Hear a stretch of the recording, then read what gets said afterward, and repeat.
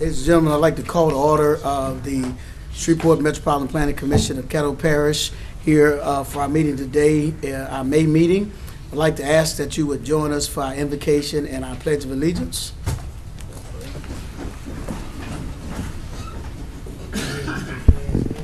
Let us pray. It is in times like these that we're thankful. It is in times like these that we really appreciate sound mind, body, spirit, and health.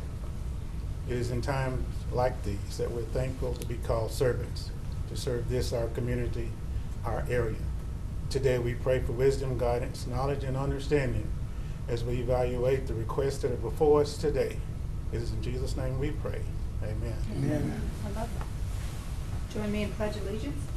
I pledge allegiance to the flag of the United States of America and to the republic for which it stands, one nation, under God, indivisible, with liberty and justice for all.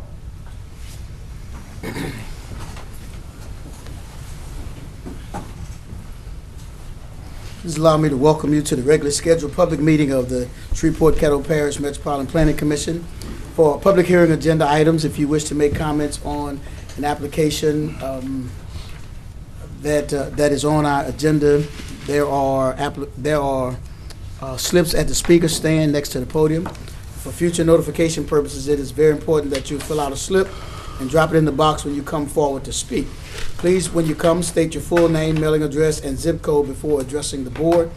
We will call each case on the agenda in order and hear first from the applicant and then those speaking in favor.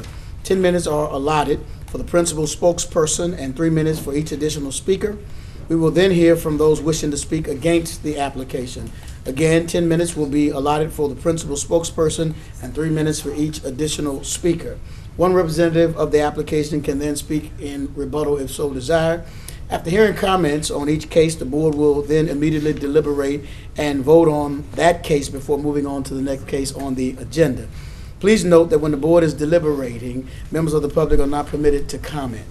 Any member of the public may request a copy of the board's decision on a particular case by contacting our office at 318-673-6480 after 1:00 p.m. tomorrow, or by accessing our website at shreveportcaddompc.com. For consent agenda items, we have none today, but all MPC board decisions are subject to appeal to either the City Council or the Parish Commission, depending on the location of the property in question. Please note that it is your responsibility to contact the appropriate governing body about their procedures as related to the matter with which you may be concerned. Copies of this document and phone numbers to contact the governing bodies are available on the table next to the podium and in the entryway to this room. Ladies and gentlemen, as a courtesy, please remember to turn off all cell phones while the MPC is in session. The Commission values your testimony and appreciates your compliance with these brief guidelines. Our agenda items today, first on our agenda is our approval of our minutes from our April 4th, 2018 meeting. What is your pleasure? Motion to approve, Mr. Chairman. Second. I have a motion by Mr. Andrews, a second by Mrs. Smith. If there are no questions, all in favor vote yes, all opposed no.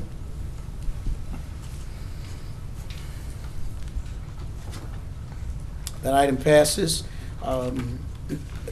We have no consent agenda items today over which to deliberate, so we have public hearings. Our first public hearing is on case number C-23-18. It is a zoning request. The applicant's representative is here. Welcome, Mr. Arsenault. Good afternoon. Good afternoon. Good afternoon. We thank you for your service and your attention, as always. I think I'll be fairly brief. I had the opportunity to meet with. Tell them if you would for the record. I'm sorry, Tom Arsenault, 333 Texas Street, Suite 700, Shreveport, Louisiana 71101. Sorry about that, Mr. Okay. Chairman. I had the opportunity to meet with Mr. Hosey and Ms. Hall last Saturday. I spent a good bit of time with them to go over their concerns. I think we're prepared to address a lot of those concerns, probably not addressed them in the way that they would like them to be, quite to be addressed, but they certainly have raised legitimate concerns. I want to compliment them on the manner in which they have done their research. Mr. Hosey obviously did a great job reading the UDC, which is a challenge for somebody who, generally speaking, a challenge for somebody who typically does not do this for a living, and even for some of us who do it for a living. So I think he raised some good issues. I think the most important thing, first, you have your staff report. The staff report is pretty consistent with what we believe and what we're going to say today, and that is that this actually is on net an improvement for the neighborhood. It's not an expansion of the facility itself, but it simply is an expansion of parking for the facility. As you know, from the very beginning, first Cadillac and then Superior, if you're old enough to remember when it was Cadillac, has met with success, and even though they've always met the minimum parking requirements, their patrons meet. They typically have a lot more patrons than that would require. So over a course of time, they have acquired more and more land to try and address that issue. This is a continuation of that policy. What it will do is it should confine more of the patrons actually onto the Superior property. The entrance, if you look at the site plan, the proposed site plan, there obviously will be a site plan at some point for building permits, but the proposed site plan that you're looking at shows that there will not be any additional curb cuts onto Montrose. There are two that are there near the intersection of Montrose and Line Avenue. And so the way that anyone will get to this parking space will be through the Superior property. So we believe it will actually reduce traffic and reduce the stack up of traffic at those locations, particularly on Line Avenue and the closing streets. I think the staff did a good job of analyzing what's happening there in terms of the depth of the commercial development, and as your staff report indicates, this is actually 1 foot less than the average as it goes. And I think equally important to that for you to understand is that there is not there are the residential uses that abut this face Dillingham. They don't face Montrose, and I think that's a significant factor here, in that nobody's looking across, and the property across the street is zoned the same way and is being used in the same way. The real question, it seems to me, is, you have a home that's going to back up to this, and the Hoseys have raised legitimate concerns, and we want to try and address those concerns. And I kind of want to go through Mr. Hosey's letter, but I first want to tell you that there are a couple of things that Superior has pledged to do to try and minimize the impact on the neighbors to the rear. The first is they had proposed a 6 foot fence. They're happy to build an 8 foot fence. I think the Hoseys that talked about a 10-foot fence, I actually think that's a little too tall, and may not meet your requirements anyway. But they're happy to do 8 feet. They're happy to do board on board, so that car lights will not be shining through. So there'll be you won't be able to see the cars. There's a 10-foot landscape buffer. One of the things that the Hoseys have requested is to have broadleaf shade trees in that 10 feet that is along their property, and Superior is glad to do that. That will help with noise, it'll help with buffering, it'll help with light, and so those are the two main things. The rest of the things that are in the letter are basically things that are required under the ordinance. Some of the items that are there now, remember that the existing facility is a non-conforming use under the UDC, and so some of the things that are there and are designed there precede the adoption of the UDC. So as a result of that, if they were done today, they would violate the UDC, and you couldn't do it that way. And so with this parking lot, all of those things will have to be addressed. This parking lot will be governed by the UDC. So in terms of buffer and landscaping, as you well know, the landscaping requirements are much greater under the UDC than they were before. There will have to, I feel certain there will have to be trees along Montrose because that's a public right-of-way. Those are new requirements. And so I think the landscaping issues will be addressed by the UDC, and they'll be addressed effectively to the extent that those trees are not required along the border with the Hosey property. Superior has committed to do broadleaf trees so that over time there will be a canopy there that will help with both light and noise. You have a favorable staff report. I think it's accurate. Certainly, we all know that Superior throws off some things that are difficult for the neighborhood. After I speak, Mike and Holbrook, who is the engineer on this project, will speak a little bit on the drainage issues. Those are certainly legitimate concerns, but they are concerns that will, in our view, be better addressed with this project than simply leaving the land vacant. So I'm going to let her address those issues. That's all that I really have to present to you. I'll be happy to answer any questions that you have, except for the engineering. Ms. Holbrook will have to answer those. You don't want me doing the engineering. All right, Nancy? In looking at some of these letters in opposition, the tone really seems to be more about not trusting the landowner to comply with what he's promising to do. Even though a lot of it will be legally required under the UDC, like this, you know, the barriers and that sort of thing, and the landscaping. So how is Superior going to be able to convince these neighbors that they will in fact, you know, comply, and they can be relied on and they can be trusted to do these things? If you can answer that, because there just seems to be doubt in general, and I know that's kind of an emotional thing, but on the front end up, if I were to stand here and say that they had done the things that I would have recommended had they asked me on the start, we would have had a different approach. The only thing I can tell you is they did ask me to come in and tell them what they needed to do, and I now believe that I have the attention of the owners of Superior. And I think, first of all, on the initial end, they can't get a certificate of occupancy. They can't do anything unless they comply with the UDC requirements on this parking. So I think that's your initial step.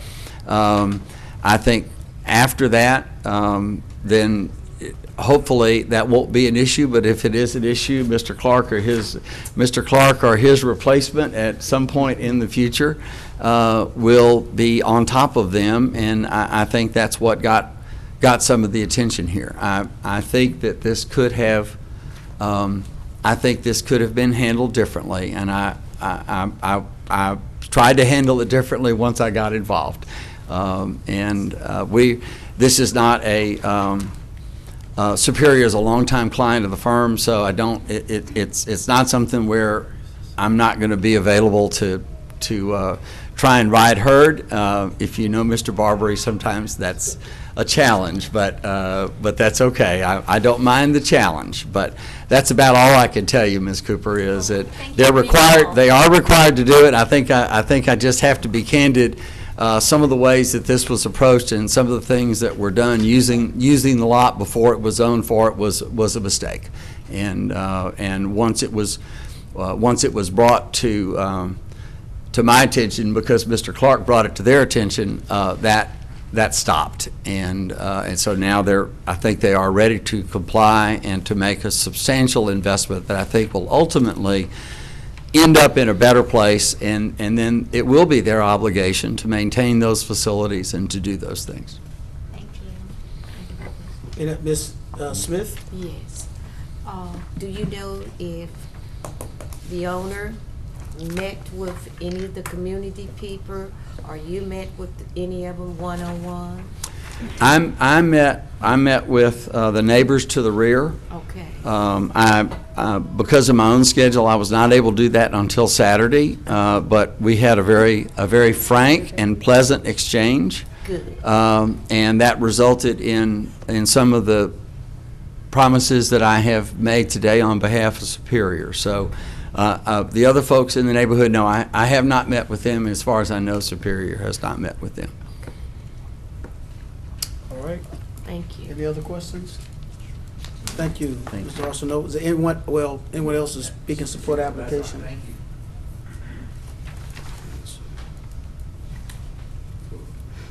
My name is Mike Holbrook. I work with Coyle Engineering in Bossier City at 3925 Benton Road.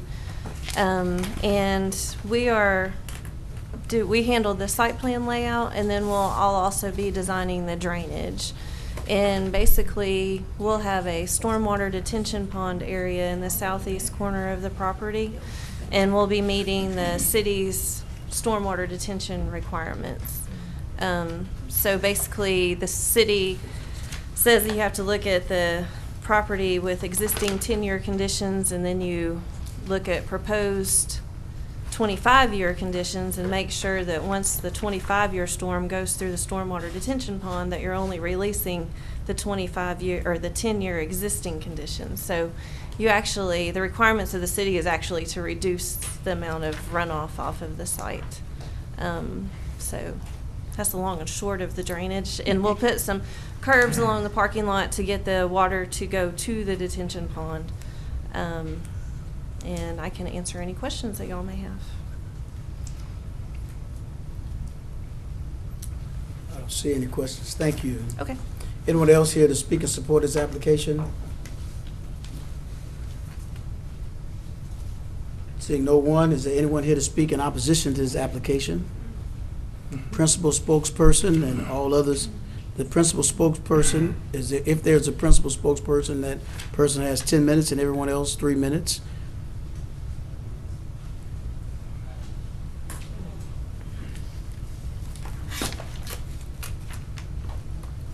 Not really sure what I'm supposed to do. Where do I Just put it turn on- this you can in? Just leave it down there. Just leave it there. Thank you. And I don't know if y'all got a copy of this, but can I pass it around to Tell me y'all? what it is. At first, it's a petition. Yeah, we have it. Oh, you got that? And then you have all the pictures? Yes, sir. Okay. Thank you. Great. My name is Jeff Goodfaster. I live at 737 Drexel Drive, Shreveport, Louisiana, 71106. Me and my wife own the property directly behind it, which would be west of the proposed lot there. We've lived there since 2011, and we looked for a house in Piermont area. That's where we wanted to move. We love the conveniency of being able to go to Brookshire's or walk to Superior and walk to Vintage or wherever we want to go. It's all right there in close convenience. So, I mean, that was one thing that really, we were actually attracted to the house being next to Superior. And there's a lot of bad that goes along with it too. You got the occasional drunk and people hanging out a little too late and the errant beer bottles in the yard and the margarita cups and so on. But small price to pay to be so close to everything. But with the proposed parking lot there, kind of makes the sellability of our house a little bit less. That was a big concern when some people looking at our house that, we toyed with the idea of selling it, but that was a big concern was Superior was right there. If it's right behind us, it's really going to be. But anyway, I want to thank y'all all for, I know sometimes serving on a board is a thankless job, so thank you for that. And I just want to give a little, basically, timeline of what brought us up here today. So back in 2013, there was a residential lot next to where the house was torn down, which would be, I guess, closest to Line Avenue. That's the first part of the residential. It was torn down in 2013 and made a gravel parking lot out of it. There was no zoning changes that were done at that time. But it wasn't affecting any kind of residential property right there except for the people next door, which was a rental house. The last year I discovered that Superior had purchased the property directly behind us, the one on Montrose, the bigger part of the property. And through a mutual friend, I was actually able to talk to Mr. Barbary, the owner, and he was interested in buying our house. And so I gave him a price. We talked about that and such, but never came to an agreement. And I asked him why he wanted this, and he basically told me for control. And so a few months later, I was contacted by a manager of Superior that told us that we were going to be doing some maintenance work in the backyard. So what kind of maintenance? He said, I'm not really sure what kind of maintenance, but we're going to be working on some fences and such. And so he said he'd have to talk back to the owners and find out more information. So a couple weeks later, the house is torn down.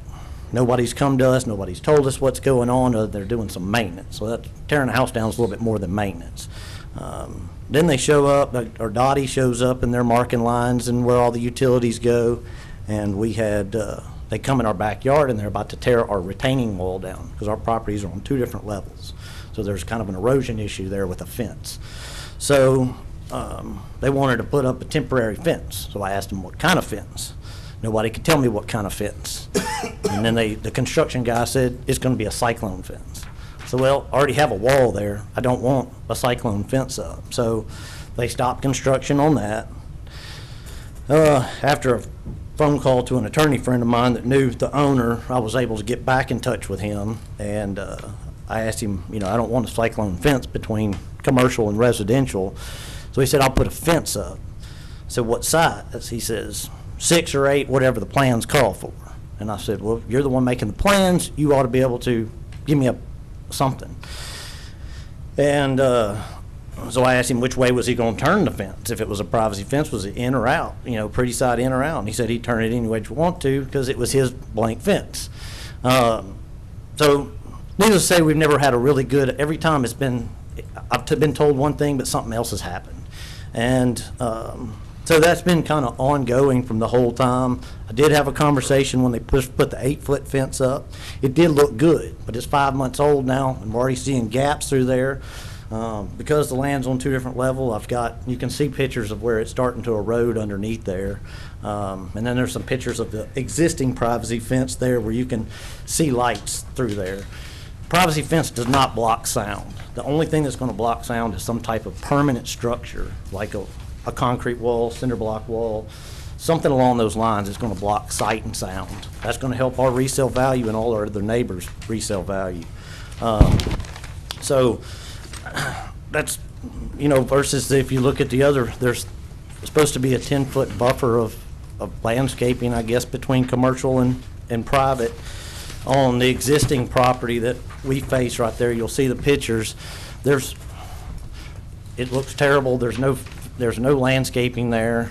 I've talked to Mr. Barbary several times. I even offered to split the cost of doing something different that would be less maintenance. And if you put a 10-foot buffer of landscaping there, nobody's gonna maintain a wooden fence. It's gonna be 5 years from now, it's gonna be dilapidated and falling down, or pickets are gonna get busted, and who's gonna replace that? I'm gonna get lip service from Superior is all I'm gonna get. That's what we've been getting because we've been complaining about the fence. I know my neighbor has as well.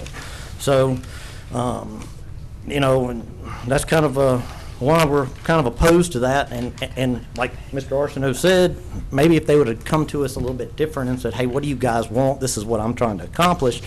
We might have a different mindset, but still, I don't see where there's any kind of economic impact to putting a parking lot in. I don't see where there's any gain in sales tax revenue. I mean, you can only put so many people inside Superior. So I don't know where there's, you know, if there was a residential house there that was a nice residential house like they've been doing in Piermont and tearing houses down and building big, nice houses, I could see more economic gain with property taxes and whatnot. But this, I just don't see where there's any benefit to it. And if, you know, he also, Superior owns the corner, not the whole corner, but the line in Drexel there, where the quilt shop is, and then down out all the way to Bancorp South. That's already zoned commercial. If he wants a parking lot, he could put it there, just as easy than encroaching into residential properties. And, you know, if we were to sell our house, then we might have to take less than what it would actually appraise value. So, and it would be kind of a trickle-down effect as far as that goes. So it's going to end up affecting that whole neighborhood, because Dillingham and Drexel's always been kind of a buffer before you got into the 400 blocks of Drexel and the other stuff right there on Evangeline and Arden and all that kind of stuff. So if that neighborhood starts to move down, then it's like cancer, it's going to spread. So that's pretty much what I got to say. And if you look at the pictures, you'll see that where there's busted pickets, they have a wood yard over there that they keep. You know, they built a thing to keep the wood in, but not the wood it's kept there. It's just kept in a pile. And one of those views is coming out of our front of our house. I don't know if they got that one in there. Thought it was. That's from the front of our house, looking back towards Superior, where the Drexel is blocked off on the last page. You know, behind that quilt shop, it's just left a mess and a disarray, and so makes me to believe that none of this maintenance is ever going to be kept up with. If we allow this in this parking lot, it's not going to continue. I mean, they haven't taken care of the rest of their property, what I'm trying to say. So what makes me think they're actually going to continue with this. So anyway, that's it. Thank y'all for letting me speak. Any questions? Yes, Ms. Cooper. Let's see. It's Mr. Goodpaster? Yes, ma'am. Okay. You mentioned earlier, you mentioned a more solid structure, like a concrete or a brick Or cinder wall, block, something. as opposed to a fence. A wooden fence, yeah. Right. Is that something that would alleviate your opposition, or would it? It not would, even it would matter? definitely help. Okay. I still think there's going to be issues, but as far as that, because my main thing is, and I think my wife will get onto this, but you know, you put a parking lot up, you got lights, you got sound, you've got a parking lot that's kind of an L-shaped away from Superior. So that's usually where people are going to hang out and drink. That's where, I mean, right now, our house with the lights that shine in our yard and such is on our garage side of the house. So we don't have any bedrooms over there, so when we walk inside, we don't really hear anything. But if it's behind us where we've got the glow of headlights, the glow of street lights, the sound of music, you know, right now it's quiet. It's really nice. But having it behind us, and so I think if you had a more permanent structure, yes, it would definitely help. It would, and something that wouldn't have to be maintained like a wooden fence, because I know it's not going to get maintained. It's going to look like the rest of their property. So. And with the lighting, you know, there's positioning the lighting different ways. There's other ways you can. Mitigate, yeah. Yeah. I mean, I don't know if you've. I know there's shields and things like that they can block it, but I mean, none of that's done now. Right. So it just makes me think like, and then Any other, besides the wall, would there be any other particular remedial steps they could take that would help change your position? you know, if I was a business owner, I would have reached out to the neighbors a long time ago and come and shook their hand and asked if there was anything we could do to make it right. I mean, he's putting us in an inconvenience, but it's almost like a bully. He doesn't care. So that might have. Have you ever met him? Nope. Talked to him on the phone several times, but I've never met him. If he were sitting in here today, would you recognize him? No, I wouldn't. So. Thank you. And, I'm sorry, Mr. Colvin? Yes. Mr. Sweeney, the staff report was to recommend approval. What is the actual number of parking spaces right now at the site?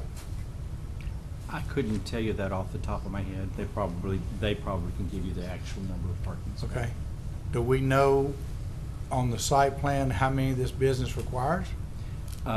They exceed the required parking, but they need the additional parking because of the overflow crowd that they have. So there's not a problem with the amount of parking, is that they need additional parking for what they need in terms of extra crowd and extra activity. So currently on site, they have more than required by the MPC? I believe that's correct. Wow. 102 parking spaces they have right now, currently. What's required on the site, 48. do we know? It's, right now, it's 1 to 300. Which would be 47 But point that's under the something. new code. See, under the old code, you had to do a much higher amount of parking. And so they were built under the old code. Huh, okay. Thank you. And with this one, they'd get 146, I believe, Right. so. All right. I have one real quick. Mr. Joseph?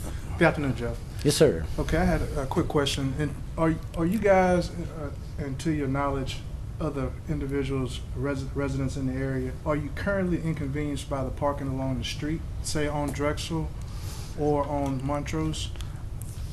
For me, it's about once a month, you got a call, because people will park on our dead-end street. I mean, it happens. It's not something I have to fight with every single weekend, but it happens. It happens once, maybe twice a month on a weekend, and, you know, so that's about it on us. Now, on my neighbors, I think they deal with it a little bit more because ours being a dead-end street. So, and our no parking zones are clearly labeled, but that doesn't always get adhered to, so. Okay, and kind of follow up on Ms. Cooper's point, is it the sort of situation where the relationship is just a fractured relationship between you guys and Mr. Barbary or his outfit? I don't think there's a fractured relationship. I don't have anything against him.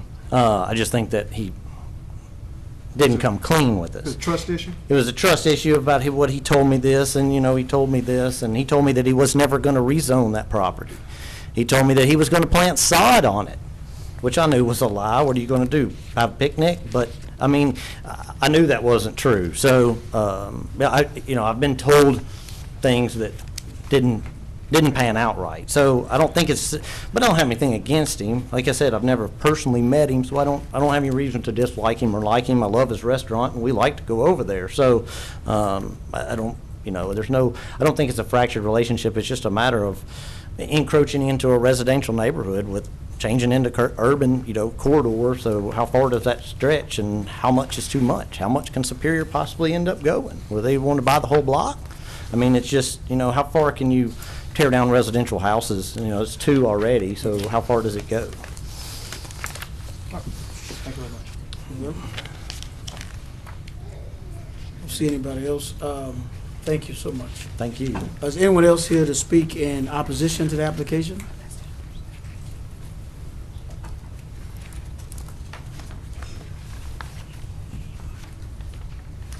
Good afternoon. My name's Mark Medvick. I live at 736 Drexel Drive in Shreveport. And if you look at your chart here, I live on property C, which is just across the street from Mr. Goodpasture. The Air Force brought me to Shreveport. We've been owners of this property for 19 years now. So we're well familiar with Superior and some of the shenanigans that go on. Overall, it's a very nice, quiet neighborhood, except for Saturday nights and Friday nights when sometimes things get a little bit rowdy, as you can well imagine. I'm here to bring to your attention some photographs of my fence, which I had installed in 2006, back when the property on the other side of the fence belonged to a quilting shop. That quilting shop was sold to Superior, and they use it now as a canning facility. And they also use it as a storage facility for their mesquite wood, which they enjoy throwing up against my fence. As you can see, my fence is pretty much destroyed. There's several boards that are completely destroyed that need to be replaced. If you look at this picture, you can see exactly what I'm talking about. They just toss the wood against the fence. And if you look in the back corner here, there's actually a concrete slab with a wooden structure where, I guess, is where they anticipate putting the wood, but it never ends up making it there. Now, I have complained to several of the general managers that work at Superior, and they tell me, we'll take care of it, not a problem. They have not done, well, I should say they have not done anything to fix the problem. They haven't moved any of the wood there was one gentleman that came over and actually replaced 2 of the slats in the fence, which I found pretty impressive that they actually took any action at all, because for the 3 years I've been complaining about this, nothing has happened. My concern is that this is the kind of neighborly action that's going to happen in the future if this project were to go ahead. I just don't think they care enough about the neighborhood to fix things that one, they damage or they have control over. We have never had any kind of positive feedback from them in that regard. That's really, I'm only got 14 seconds, so I'm done. Please, any questions you all might happen to have? Right. Thank you. Any questions? All right. Thank you. No, thank you.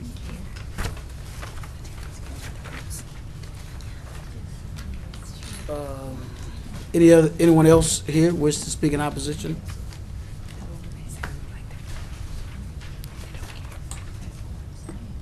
Good afternoon. My name is Lindsay Higgins. I live at 6206 Dillingham. If you look at the map, I am Lot D. I'm catty corner to Superior. I want to second everything that's already been mentioned by my neighbors, but my biggest concern is for the safety. I've lived there for 24 years, and I would be amiss if we did not bring up the fight that took place on April 11th, 2018 that was there. The fight that what everybody witnessed is something that spills over into my yard. I have had a man pull out of Superior, pull into my into my yard, grab a woman out of the car, beat her to a bloody pulp as I'm calling 911. He's cursing at me. I told him I called 911. He throws her back into the car. To her sheer terror, as I'm watching this, I can do nothing. This has happened more and more than I would care to admit with fights in my yard. Another occasion, I was woken up to my neighbor telling me that there was a dead man lying in my yard. It was a drunk man that had gotten so drunk the night before at Superior that he spent the entire night in my yard. I was a single woman.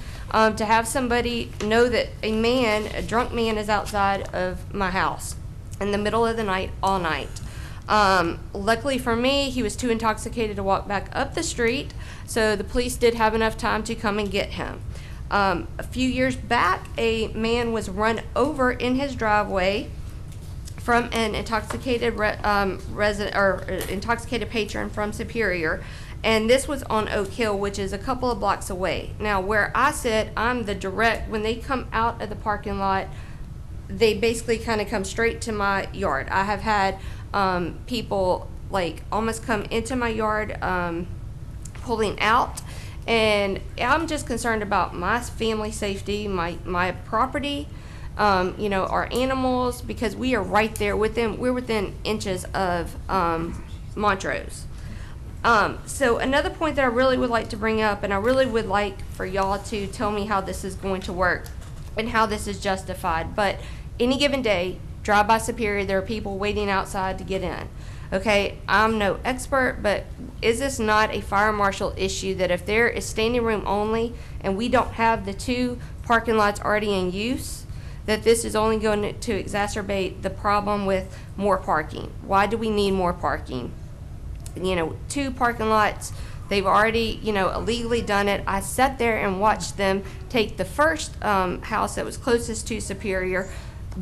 It was a Labor Day weekend. They tore it down. There was no notice from anybody that they were doing it. As a matter of fact, I even called with this last one in October, asked them what it was zoned for. I was told residential, and that they were not going to zone it for this. So that is my biggest concern, and I thank y'all for listening to us. Do y'all have any questions? Anyone any questions? Well, I have a question. Ms. Higgins? Yes. How long did you say that you've been living in that 24 town? years. 24 years? Okay. And I wish we were as powerful as, I wish we could make the fire marshal and the SPD. Mm-hmm. I wish we were that powerful, but we're just the MPC. Right. And we, just look at regulations and ordinances and just see if property owners are, Mm-hmm. so we're not nearly as powerful as a lot of people seem to think. But when you said you called someone and they told you it was not going to change, who did you call? I called the zoning commission to see what it, because we knew that they had bought it. And I called to ask what it was zoned as. Was it residential or business? And at that point in October, we were told that it was completely residential. Right. That they were not going to, because I said, well, I know that Phil had bought the house. First, when I did call, she immediately, when she saw the land, she freaked out. She's like, I'm going to have to call you back. It took her over an hour to call me back to tell me it's residential. It is not going to be zoned for anything other than residential, that they were not going to do anything with it. When I stated that this had happened. I'm sorry to Yeah, interrupt you. that's Was that- okay. Were you talking with somebody with The city. Metropolitan Planning It wasn't the Commission? Metropolitan, it was the city. The city. City. And Okay. they had informed me that it was strictly going to be residential, that it was not zoned, and they were not planning on zoning it. The owner was not The planning owner, on. yes, that was October, and in December is when they tore the house down on a Friday afternoon, or Friday morning, thinking that nobody was gonna say anything. So that was our, yeah. So Okay. we knew what was coming, because I had already witnessed it Okay. before that. Okay. All right, thank you for clarifying. All right.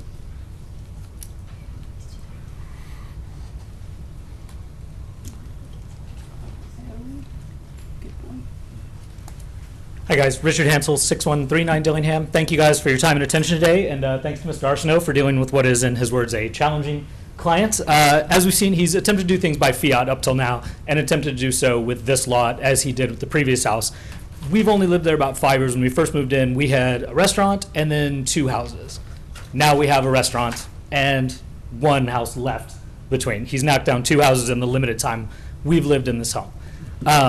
Obviously not ideal for property values, and it doesn't just affect the Hosies, the Good Pastures, the Higgins. We live directly at the end of Montrose, next to another house. My neighbor and I both look directly up Montrose. Where we used to be looking at houses, we are now looking at gravel lots, and soon to be potentially parking lots full of Superior patrons. My biggest concerns, guys, is I don't see how this reduces traffic in any way. It's actually going to generate more. You have more cars. By definition, more cars equals more traffic. So I'm unclear on that. I'm not sure what's changed to cause them to need more parking. More importantly, if something did change, I'm not sure why they don't use the property that they already own. That is, in fact, already zoned for business. Why tear down residential lots and attempt to change the zoning when forced to attempt to change the zoning instead of using the lot they already have? The other big question for me is, how does this benefit the community? We moved into a neighborhood where we could raise kids, where we could have a family. People are raising kids in the neighborhood. I'm not quite sure how this increases the tax base for the city. I'm not quite sure how this helps the long-term health of the community. I'm not sure it helps the neighborhood or the city as a whole. It's already upsetting young Good Pastor, as we can see. So it's terrible for all of us. The other big thing is, what assurance do we have that he will keep these promises, that he will keep things up, that he is going to, obviously he's got the zoning rules he has to maintain, but when it comes to the other things that he's promising that are outside of law enforcement, we haven't seen a ton of good faith from the owner Spirit. I don't personally know him. It's just based on our limited exposure and what we've heard today. I don't have a ton of faith in his assurances, to be honest. He said he won't build more facilities. That's strictly his word. Once it's rezoned, and this is an honest question for you guys, what prevents him from building a stage, another restaurant, a convenience store, literally whatever he wants that it's zoned for, other than his word, which is just his word, as opposed to an actual legal assurance. So I would love to have an answer to that if it's possible.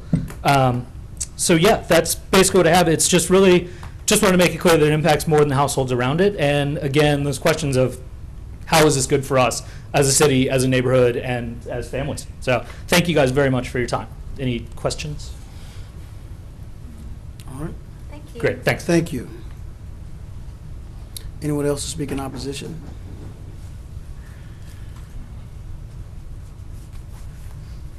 Good afternoon, everyone. I'm James Hosey from 6136 Dillingham Avenue in Shreveport. So I'm the house directly behind the property and have much interest in these proceedings. Due to I had a lot to say, but I'm going to skip to the end of what I wanted to say and just try and leave you with some thoughts before you deliberate, and hopefully they'll have some impact. So, and I don't want to repeat what anyone else has said. So I want to first start with a quote from the staff summary we received. from the conclusion section.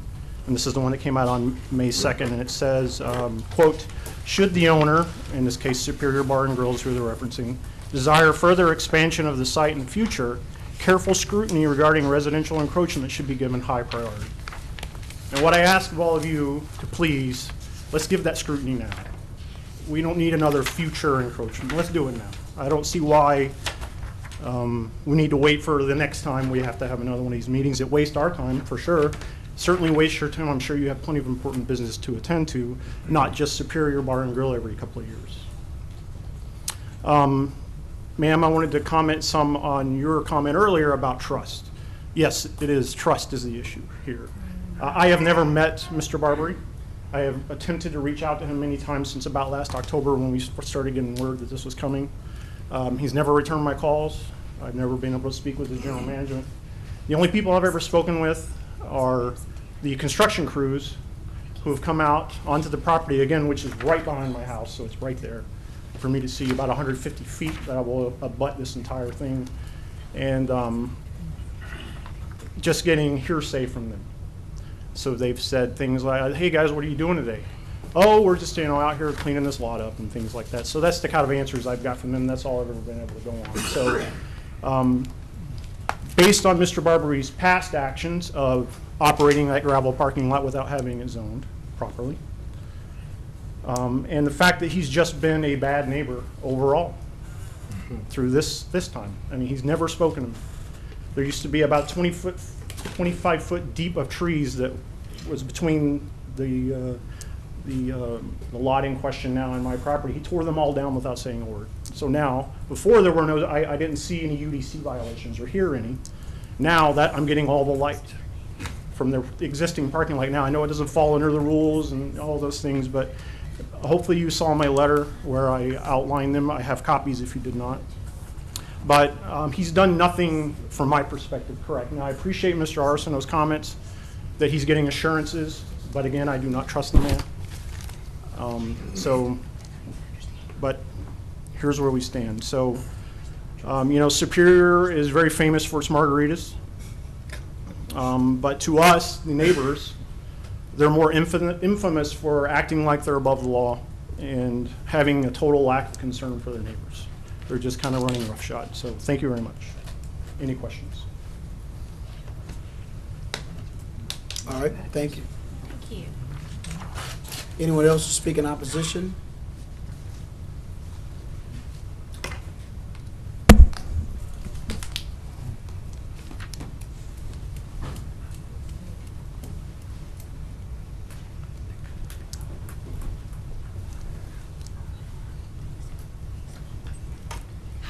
My name's Judy Durham.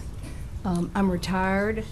I live at the corner of Tree Lane and Dillingham, which I think by that is just a little bit north. Well, in fact, my property is at the corner of Robin Hood, Tree Lane, and Dillingham, so it takes up a big chunk, and I've been there since I was 9 months old.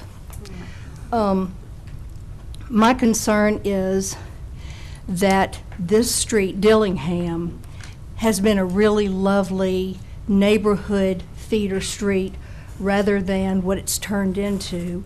We have school buses going definitely above the speed limit on Dillingham, trying to beat lights at Piermont or at Line. And I think my concern with this whole thing, since I've been there forever, is couldn't you just end Montrose, right where that property that Superior now owns, the parking lot? Why can't you just end Montrose right there and then have the rest of Montrose and Dillingham back into a residential kind of situation rather than high traffic, and especially high traffic at night?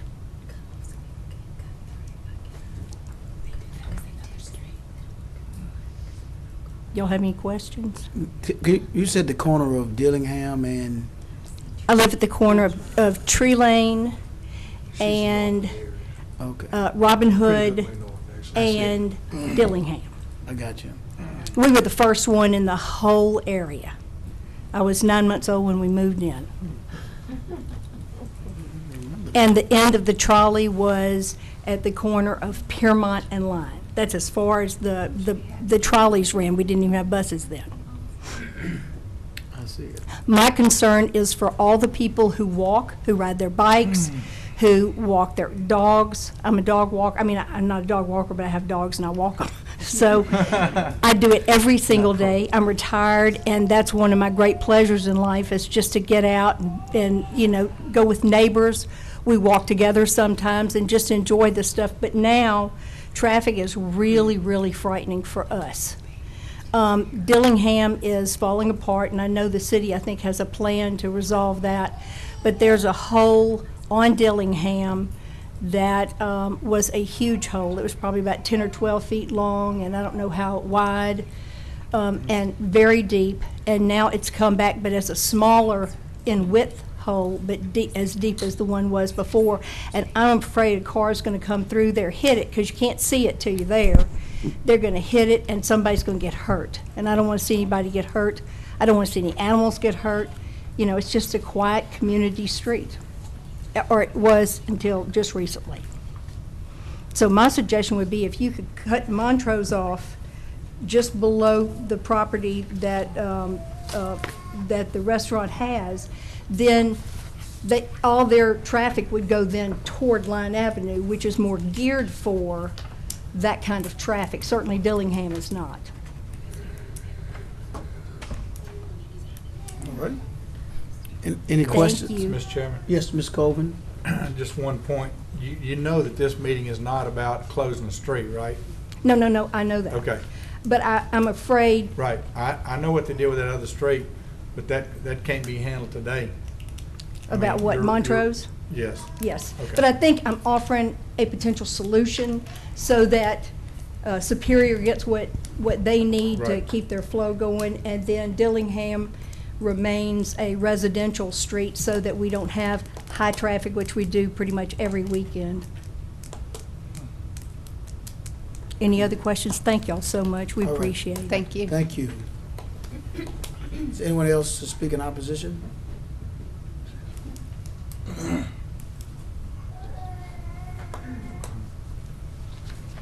Good afternoon. I'm Amy Hall. I'm the wife of James Hosey.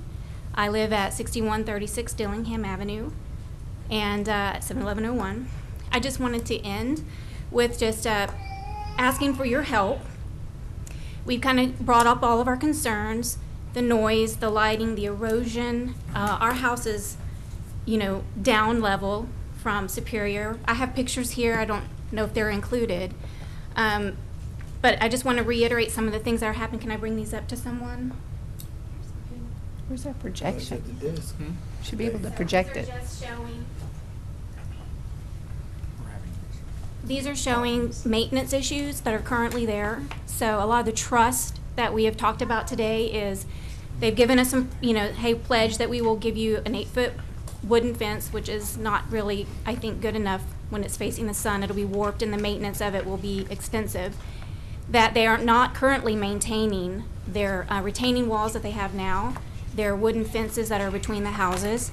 So we were just asking for some help to, if you do decide to let this rezoning occur, that we at least make some stipulations that they cannot do just the bare minimum, and there needs to be some sort of plan in place that they're held accountable for maintaining and keeping the neighborhood the level that it is currently. So we have a great neighborhood, and I think we are all trying to be very neighborly. And I think the trust issue is that we have not seen that from the Superior management, the Superior ownership, to maintain our, you know, our neighborhood values, our neighborhood aesthetic. So I just ask for you to, you know, please consider that when you're making your determination. Thank you. Thank you. Any questions? All right, thank you. Anyone else speak in opposition?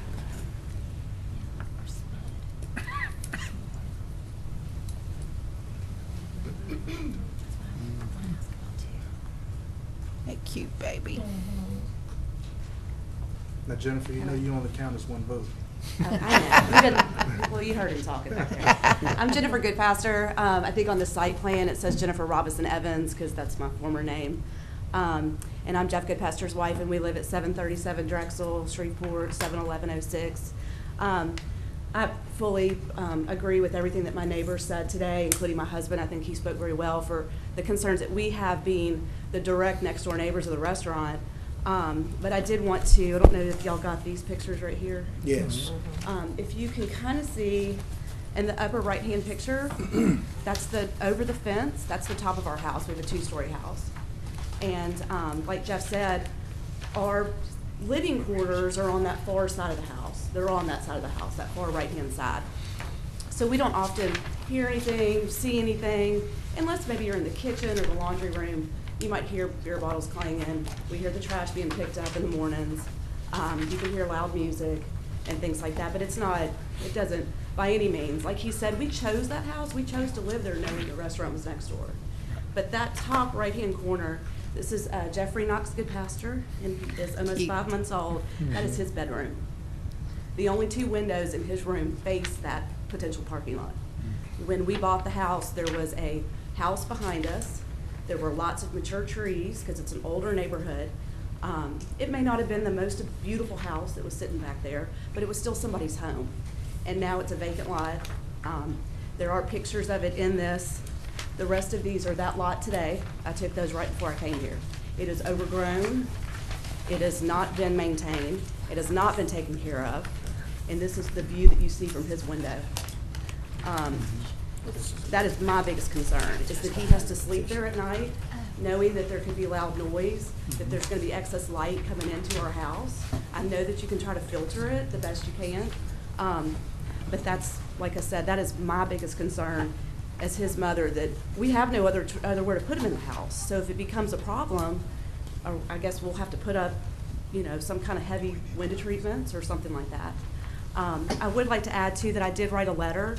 I emailed it yesterday to Alice, and it came back. She's out of the office, so I didn't know if y'all had copies of mine. Did y'all receive that? Y'all did? Yes, we have a copy in all the binders. Okay, fantastic. But that's really all I have to say. So I appreciate your time. Do y'all have any questions for me? Any questions? Thank you so much. Thank you. All right, anyone else to speak in opposition?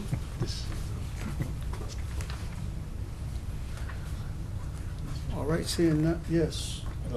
Mr. Andrews?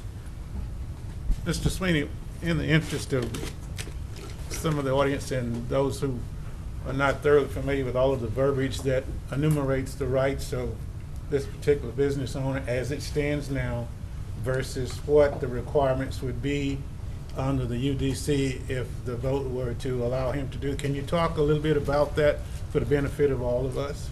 Yes, since this piece of property is being requested for a rezoning from the C to CUC, which is the urban corridor zoning, it comes underneath the Unified Development Code. The rest of the property does not. The existing facility, the existing parking lot is under the old code and was developed under that code.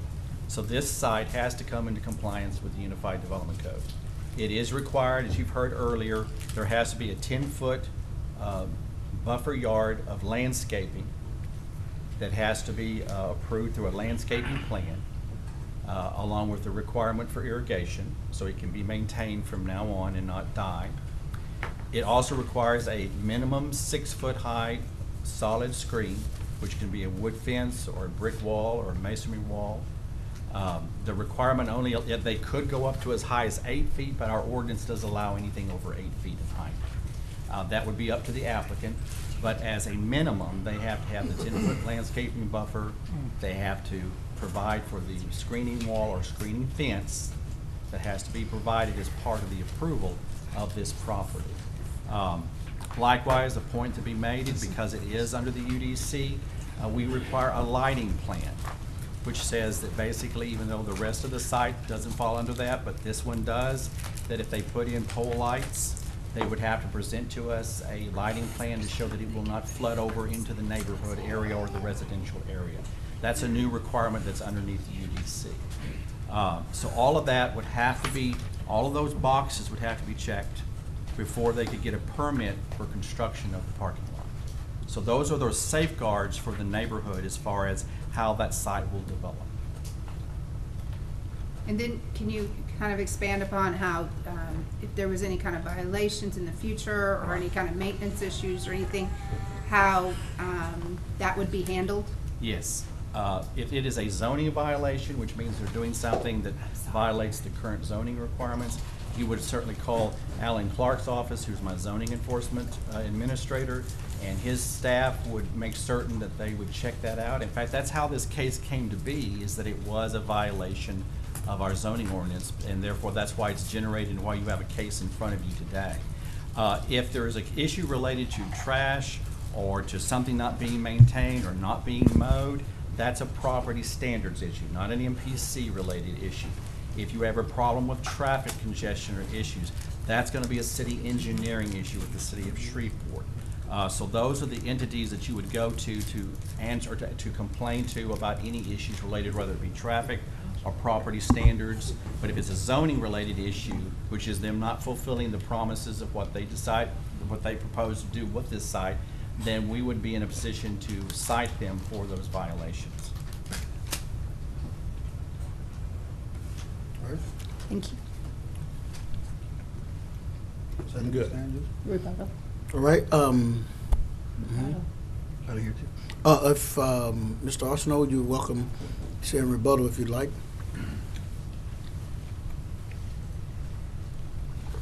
I didn't bring any water to drink because I think I'd have sprung a leak. One, I certainly appreciate the neighbors coming to express their concerns. I think it'll be very helpful to have, in my view, have a transcript or a tape of this to let the folks know that certainly in the mind of their neighbors, they have not been a good neighbor, and I hope that would have some impact. But what we're really here about is a land use issue, and because of the additional requirements of the UDC, if you approve this, the neighbors are actually going to have greater protection than they have currently. And they're going to have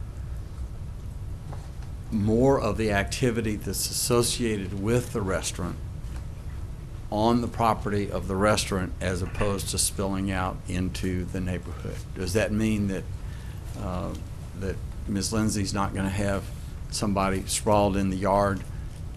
Obviously, I would be very upset if that happened to me, and I certainly understand that. But unfortunately, folks can't follow all their patrons down the road, and those things will occasionally happen. And I will point out that the fight that everybody saw on social media took place inside the restaurant, not outside the restaurant, and was handled very quickly, as a matter of fact, by restaurant security. So I actually think that this will help the neighborhood. I know they don't agree with me, but I think it will actually help them. It will give them more tools for the trust issue, because there will be things that will be enforced. And we think the staff report has it right. It's a difficult situation, and we would appreciate your approval. Be glad to answer any additional questions. Go ahead. Ms. Cooper? Mr. Arsenault, so your client's not here today, so if we wanted to ask him questions about what he might be willing to do above and beyond the UDC requirements, such as building a more permanent wall, things like that, how can we relay that to him or get feedback from him? Is that something that you think is even germane right now? How would you, if, for example, if we asked him if he would be willing to build a brick wall, how can we do that? I think his answer to that would be he's not willing to build a brick wall. Okay. I would be less than candid if I did not tell you that. I did tell him that I thought that at a very minimum that he needed to do a board-on-board fence so that there wouldn't be any lights flashing into the bedrooms. I don't think that will really happen with the Good Pastures because of the elevation of their property with respect to this parking lot. all of their issues really had to do with existing facilities, and I certainly understand their frustration. It appears that they've had concerns that have not been addressed, but we're here about this particular parking lot today. And so he agreed with 8 feet. That is the maximum that they could do.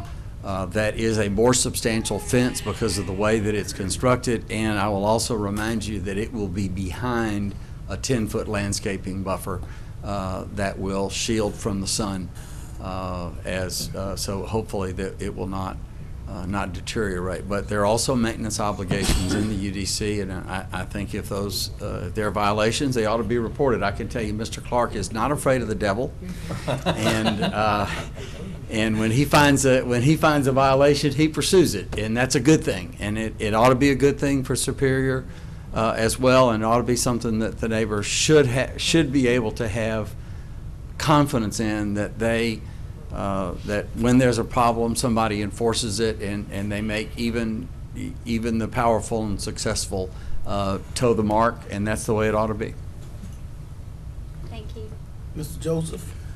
Mr. Arsenault, my concern all along, even before today's meeting, has been the lights and the potential light issue. Personally, I wouldn't want the lights in my house. I mean, I've raised 2 children. I don't know to what extent we can give the good pastors relief from the encroachment of lights into their son's bedroom, but I think we all know that these privacy fences, they don't last very long. So to what extent is your client going to be willing to, in 3 years when the fence is in this type of shape, what are they going to be willing to do to sort of mitigate those issues with respect? My legal view, Mr. Joseph, is that they have the obligation to maintain it. You put it up there. You don't get to put it up once and 20 years later when right. There's only half the boards and half the pickets there.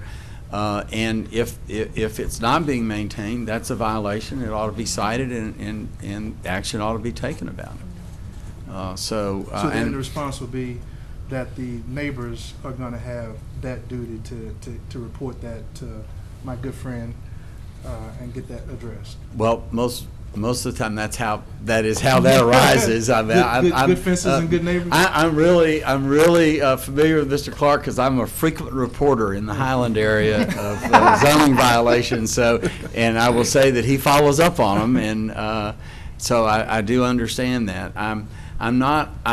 I wasn't paying as much attention when I went out there to look over the lay of the land at the good pastures, but my recollection was they're elevated. They're elevated, so I don't think it's likely that automobile lights on this parking lot are going to be an issue. I was more concerned about that, about making sure that Superior addressed that with respect to the hosies, because if light goes through that, it's going right into their house, and that they shouldn't tolerate that, and I don't want them to have to tolerate that. And I should add here, they kind of have a double insurance policy here, because they not only have the fence, but the landscaping can't be just a strip of grass. It has to be shrubs, bushes, and trees. So when that matures, that will create a further blockage, not only from light, but for noise from that site. So that's part of the beauty of the UDC. It gives you the double insurance of knowing that you're going to have blockage of that light. No, just the length. Mr. Remedies? 2 questions, and hold your spot for just a second, Mr. Arsenault. I guess the first question would be for Mr. Clark. Do we have a enforcement mechanism for the fence? Let's just say like was proposed. In 2 years, the fence falls apart, it's down. Can they call our office, or would that be a property standards issue? That would be our office. Okay, so they can call, including the fence that is destroyed now or that is in bad condition, they can make a complaint with you. If it's a budding residential zone property. So if they call the office tomorrow morning and say, the fence is in bad shape and we have the photos to prove that, then you guys can follow up on that. We would go out and actually do an on-site inspection and show Okay.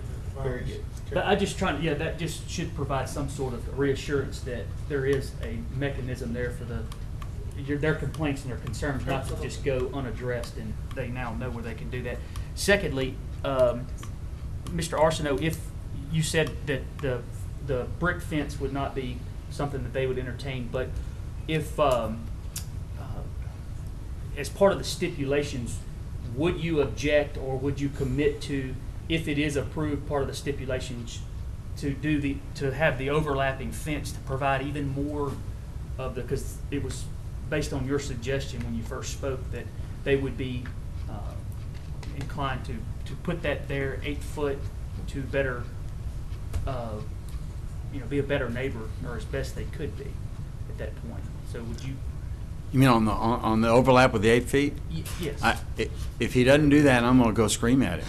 Well, Because I'm the one whose credibility as is the it. representative- Now I'm the one who's making that representation well, to you. that's what I'm saying is, as the representative for the applicant, are we to assume that if we put that into stipulations, you wouldn't come back and say, that's not something that? I got that commitment in writing from my client. Okay. Before I came here. And let me make that we real could add? clear, we can't add that as a stipulation, because we Okay. can't do stipulations to straight zoning. Okay. So that's the only thing, you only do that with planned unit development type uses. Okay. I will tell you, Mr. Remedies, that it is my intention to make sure that he does everything that he said, that I said he had committed to do. I'm bigger than he is. Well, I'm just looking for. I don't play golf as well, but I'm bigger than he is. Mr. Sweeney, Do you know how to do how do we fencing? get this agreement that Mr. Arsenault is so graciously providing into our deal here in our vote? Is there no way to do that? No, sir, there's not. Because it's a straight zoning case, it would be with any case, you can't stipulate straight zoning. Only if this was a planned unit development or a small planned unit development Can we could we do do that? that. Now, the only thing that is covering this is the 10-foot requirement on the buffer, the minimum 6-foot fencing, solid screen fence, and the lighting plan that is required. All of that would be part of what is required of him to do, but we can't go above and beyond that. If they say they're going to do it, it would be a good faith effort, but I have no way to legally bind them to it. And given the history that we have, the people who are flooding this chamber right now, we have very little in terms of good faith to draw on. I mean, there's a bank down the street, but I don't know that Right. we have a bank of goodwill in here. True. Yeah. And that's a bit of a risk that we have to take, that if the applicant's representative says they're willing to go above and beyond, then we'll hope that they do that. Otherwise, but when it comes to actual final approval of the site and final inspection, all that Alan will be able to do is verify that it meets the requirements of the UDC. Thank you. And I would ask the follow-up is that if you speak to Mr. Barbary and it is approved, if he would, with a sense of urgency, fix the rest of the fence around the place, because when you come back and ask for something, you hold a little bit more credibility, especially in the things that you normally bring before us are typically well thought out, and we were usually are not too far off with disagreeing, except on that one case years ago. But We don't need to go there, Mr. Remedies. Yes, that's right. But I just want to make sure he understands that what the inflammation from the surrounding neighborhood may not have been so bad if he had just done things that were normally expected of him. And he could expect a call from Mr. Clark, another call from Mr. Clark too, because he has an obligation to fix that fence. So if he does it before he's made to do it, it certainly would, I think, would go a long way with the. I'll certainly make a very full report. Like I say, I think providing the remarks that have been made here to most people would have some impact, and hopefully it will for the folks at Superior. They obviously have some trust to build, and hopefully they'll work on building that. No more questions. Ms. Davis, too. Yeah. Two questions. One is for Mark. We can't do a spud. Is that what you're saying? No, because that would require the applicant to have to provide a whole lot more amenities, and they never explored that as a possibility. I mean, that never was breached as an issue or as a possibility, because we knew that the basic requirements of the UDC covers us on the things required there. And it probably wouldn't make sense to do a spud just for that little tiny piece of It'd property. be just that one. Okay. Is there any kind of height requirement for the landscaping? The landscaping, there's a plant Well, palette. bushes, shrubs, all that. Is Right. there I mean, you can get a bush this big, or you can get a bush that big. I Right. mean, you know. I'll let Adam address that on landscape. You're required to have trees and shrubs. Now, what types of trees and shrubs are completely up to the applicant, provided they meet the minimum requirements of you have to have X number per 500 square feet. You have to have X number of trees per 300 linear feet. You know, if they go above and beyond that, that's fine. They have to meet the minimum requirements.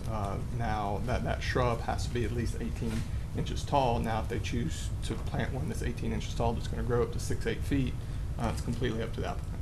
Okay. The only place where we get concerned about height of anything is when we get underneath the power line. So that's one of the things that we stipulate through the plant palette, that if you're gonna plant within that SWEPCO right away and you've got power lines, you don't want a tree that grows up into the power lines. That's the only thing we have related to that. Many times I read the UDC, I couldn't remember that. Thank you. Mr. Arsenault, just if you're suggesting to the owner there, why don't you suggest some spots for Uber and maybe Shreveport Limousine and cabs and everything else there to help maybe take some of those people that cannot drive away. I will certainly pass along your suggestions, Ms. Dave Martin. I think that we, as of recently, we have a lot more opportunities for people to be safer when they have had 1 or 2 or 3 or 4 too many margaritas. That'd be a good idea. Ms. Cooper? I'll just, Mark and Adam, just follow up with something she mentioned, the UDC provisions governing the landscape requirements. Is Yes. that one of the requirements that the developing community is asking us to relook at right now? Or is that, do you think that's gonna be safe? That will be safe. Okay, okay. All right. Any other questions, Mr. Chairman? Any more questions for Mr. Arsenault? Thank all of you, and thank the neighbors for coming to fill my ears, because it was good information to pass along to my client. Thank you very And I much. believe this has been videotaped, so Yes, that ma'am. Yeah, he, so that's that all. Mr. Barbary can actually watch it and listen to y'all and see y'all, everything you said. That'll be on our website shortly, after this meeting. All right, any discussion in reference to case number C-23-18, the zoning request? Go ahead, Ms. Cooper. Well, I'm disappointed that Mr. Barbary's not here, and I'm disappointed he hasn't met the neighbors over these many years. It's sort of shocking. So that part to me makes this discussion a little bit less valuable. So that part is disappointing.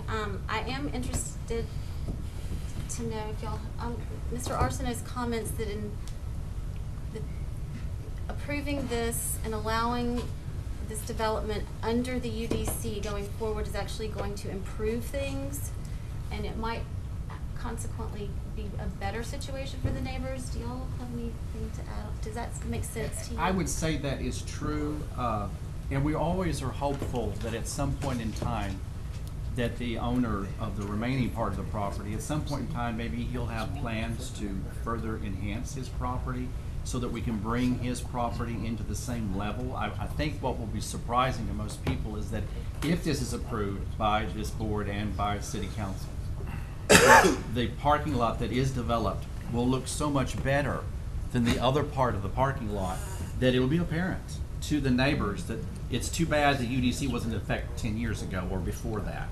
But these are the benefits or the fruits of the labors of the UDC, is that it guarantees this type of level of development as opposed to just getting a blank parking lot with no screening and no landscaping.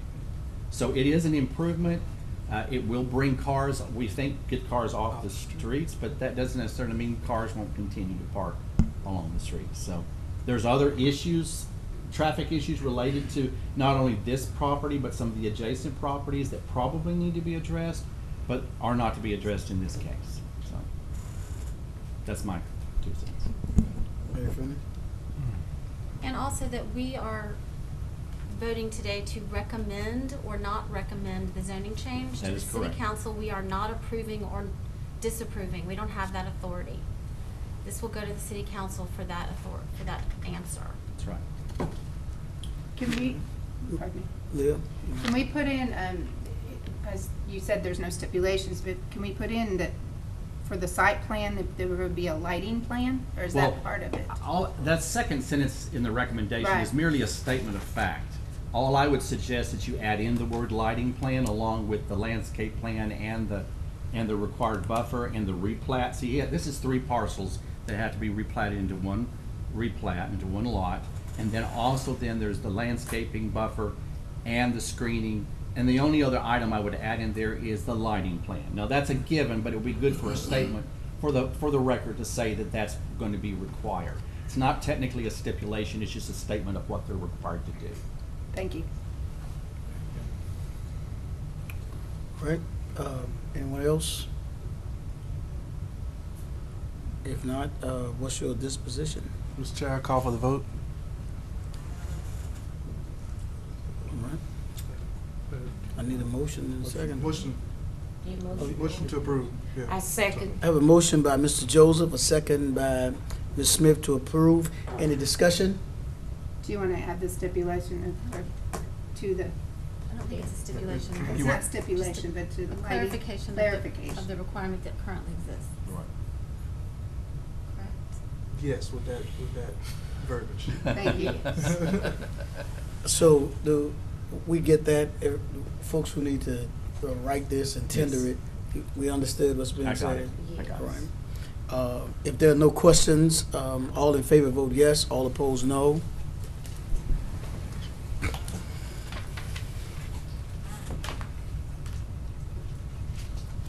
All right, this passes. Our next case is case number P-9-18. So zoning requests. Is the representative for the applicant here?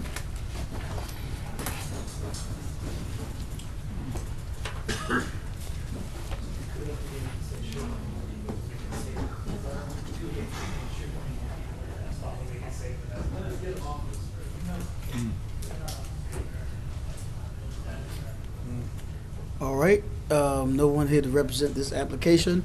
Anyone to speak in favor of this application? Anyone to speak in They should opposition? be here, but they've been notified to be here. Anyone to So- speak in opposition? Here we go. Beg pardon?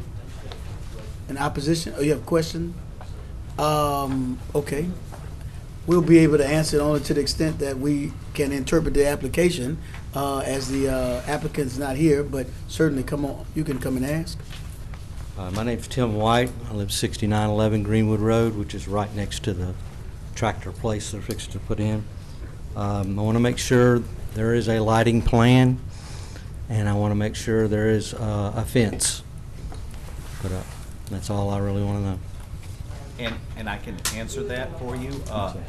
Are you the RA zone property next door? Are you a residential zone property? I'm a residential, and I also own Garrison's Nursery, which Okay. is, If you are, if this gets zoned to C4 and they come in and do their site plan, which they will do administratively through us. Right. They are required to provide a screening wall and the landscape buffer, just like they Okay. did for these guys. I'm not And so much all- worried about the landscaping, Yeah. but this, I want a good fence. Yes, I ain't worried about the landscape. You probably could do a little business, yeah. Sir. Mr. Ray? Yeah. Have you seen this? No, sir. Can I hand this to him? Sure. Sure. Even though that's not the approved plan, That's but right. that's just a concept. There you go. Mhm. You can keep that. It came out of my book. And they'll come back to us for the site plan, and we'll, just like with these guys, we'll have to require them to do all those, at least that level of protection. That's really all I wanted. Okay. All right. But it would be a 6-foot fence, right? At a minimum. At a minimum, yes. okay. If they That wanted would to be do fine 8 with feet, me. they could, but, That would be but fine. 6 feet is what's required, and it has to be a solid screen. Thank you. All right, thank you so much.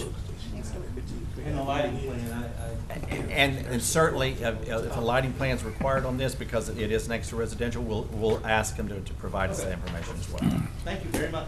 All right. Anyone else to speak in opposition? Motion Seeing no approved. one, I have a motion by, no, you good. I have a motion by Mr. Colvin. Second. A second by Mr. Remedies. Any questions? Hearing none, all in favor vote yes, all opposed no. All right, that passes. That's the end of our public hearing. The next items on our agenda are old business. Adam, if you would, we have an update on proposed wireless communication amendment. Yes, on Tuesday, April 24th, which was last Tuesday, City Council approved a small wireless facility ordinance for the city of Shreveport. It went into effect today, so industry or applicants can apply for small cell facilities in the public right-of-way only. All those applications will go through the MPC. We will collect the data, we'll send it out to the consultants, to the city. The city engineer will have the final approval on those applications, and then we will notify the applicant whether it was approved or denied. In March, you as a board approved Article or recommended Article 22 to be added to the UDC. That article has yet to go in front of City Council. What we're doing, or at least what the city is doing, is holding off, waiting for industry leaders to give the city and the MPC input on more feedback on what some amendments that need to happen to Article 22. Those amendments will be presented to you at your June meeting, so June 1st? June 6th. June 6th, sorry. And then they will go on to City Council for approval. And we'll try to get that to you as soon as we get the final information. It's just a few tweaks we anticipate. Most of the attention has been on Chapter 105, which is the city's part, and not so much Article 22. And so, but we'll try to get it to you in advance of your meeting on the 6th as soon as possible, so you have a chance to kind of look it over, and then we'll discuss it thoroughly on the meeting of June 6th. All right, Mr. Colvin? Adam, so now all the applications come to you in the right-of-way.